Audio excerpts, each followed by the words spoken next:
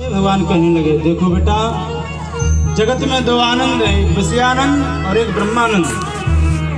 विषयानंद तो समस्त जीवधारियों को प्राप्त हो सकता है, लेकिन जो ब्रह्मानंद है वह सिर्फ और सिर्फ मानव शरीर से ही प्राप्त कर सकता है, अन्य शरीर से प्राप्त नहीं कर सकता है। चाबी एक है, इधर मोड़ दो विषयानंद प्राप्त हो जाएंगे, उधर मोड़ दो ब्रह्मानंद की प्राप्ति हो जाएगी। कि महत् सेवां द्वार माहुर्विमुक्तः तमोद्वारं योषित संग संगम। अपने मन को यदि संतों की ओर मोड़ दिया, संतों का संग किया, संत संग अपवर्ग सुख कामी भवकर पंथ। इसी श्लोक का श्री गोस्वामी जी ने ट्रांसलेशन किया है। भागवत जी के 80% श्लोकों को ही गोस्वामी जी ने अपनी चौपाइयों में लिपिबद्ध किया, बिल्कुल सत्य घटना।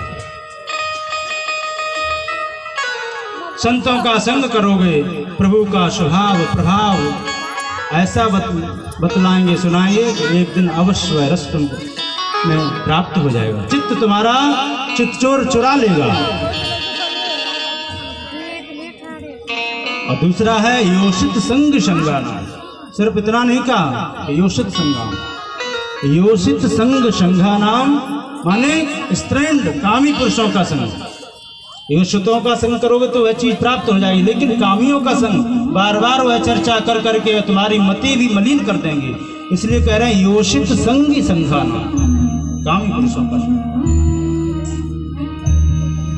बेटा, जिसने अपने जीवन को नहीं सुधारा, प्रभु के पाद पद्मों में जिसकी प्रीति नहीं हुई, उसके जीवन को धिक्कार है। कि प्रीतिर्नयावन मयि वासुदेव न मुच्यते देव योगेन तावत्। जब तक प्यारे प्रभु के पाद पद्मों में प्रीति नहीं होगी जीव की, तब तक उसका जन्म मरण का प्रपंच छूटने वाला नहीं है। और मैं तो ये कहता हूं बेटा, जो मृत्यु के भय से तुम्हें अभयदान ना दे सके, वह कोई भी क्यों ना, उसको त्याग दो। चाहे माता हो, चाहे पिता हो, चाहे गुरु हो, कितना भी प्रिय हो, उसको त्याग दो। भोज यद्य समुपेत मृत्यु, मृत्यु के भय से तुम्हें जो मुक्ति ना दिला सके, उसका परित्याग कर देना चाहिए। यही स्थिति एक बार मीरा जी के सामने खड़ी हो गई। जब श्री मीरा जी के पतिदेव का स्वर्गवास हो गया, उनके देवर राणा बहुत उनको प्रताड़ित करने लगे, यातनाएं देने लगे। तब मीरा जी ने विचार किया, क्या करें, मैं तो बिल्कुल पढ़ी लिखी नहीं, क्या करें। बोलो भक्तवत्सल भगवान की। मीरा जी ने विचार किया कि मुझे आत्महत्या कर लेनी चाहिए, अथवा भक्ति करना प्रभु की बंद कर देनी चाहिए, अथवा घर का परित्याग कर देना चाहिए। क्या करें, क्या न करें।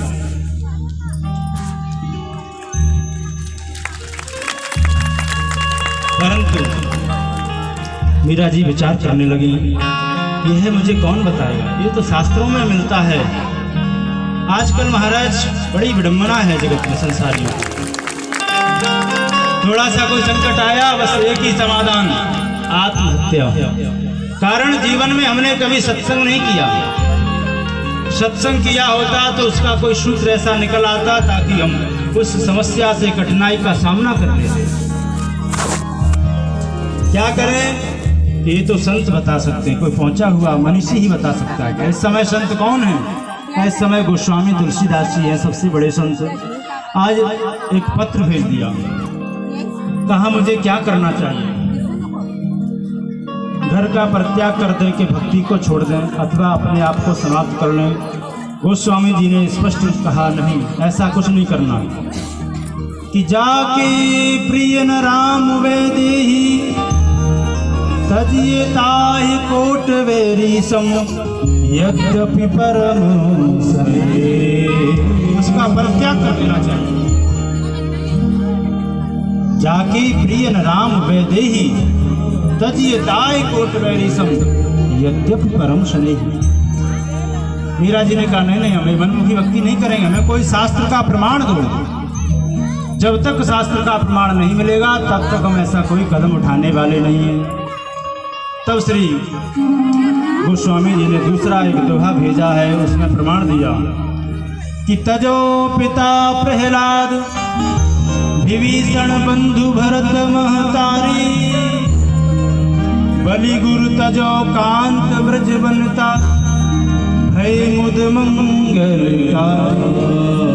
इसी श्लोक का ट्रांसलेशन है कि गुरु न सस्या स्वजनो न सस्या, पिता न सस्या माता न सस्या, देवं न सस्या न पति सास्या, मोचयेय समवेत मृत्युम्।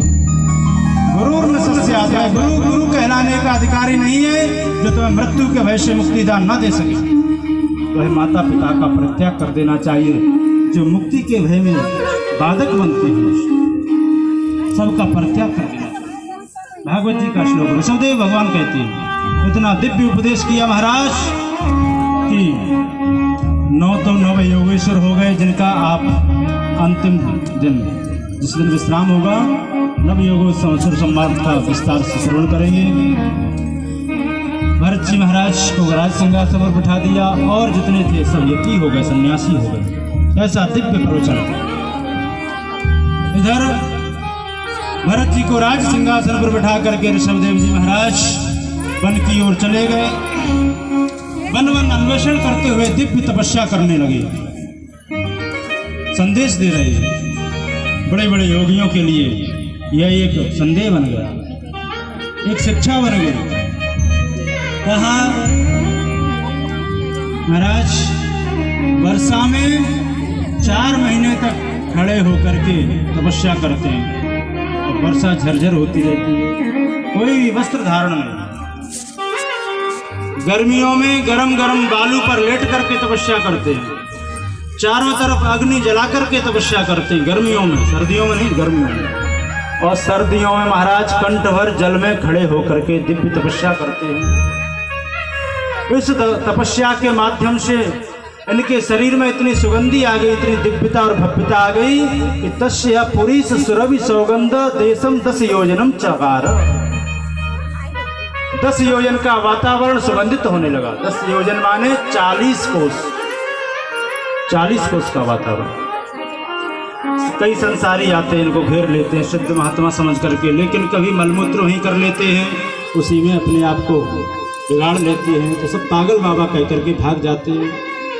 परंतु दिव्य सुगंध। और तो छोटी मोटी सिद्धियों की बात क्या करें राजन, बड़ी बड़ी जो सिद्धियां, अष्ट सिद्धि नवनिधि, ये भी मूर्तिमान होकर के सामने खड़ी हो जाती है। मुझे स्वीकार करो, मुझे स्वीकार करो, परंतु हृदय नाभ्यनंदन। एक भी बार श्री ऋषभदेव ने इनको स्पर्श नहीं किया। परीक्षित ने हाथ जोड़कर पूछ दिया, गुरुदेव ये अष्ट सिद्धियां नवनिधियां तो बड़ी कठिन हैं, बड़ी दुर्गम हैं, क्यों इनको धारण नहीं किया, स्वीकार क्यों नहीं किया? अरे प्राय करके लोग तो छोटी मोटी सिद्धि में सारा जीवन निकाल देते हैं भूत प्रेतों की, और उनका शरीर भी वैसा ही हो जाता है सकल सूरत। पर ये तो बड़ी दिव्यादि दिव्य सिद्धियां हैं, इन्हें क्यों इन्होंने धारण नहीं किया?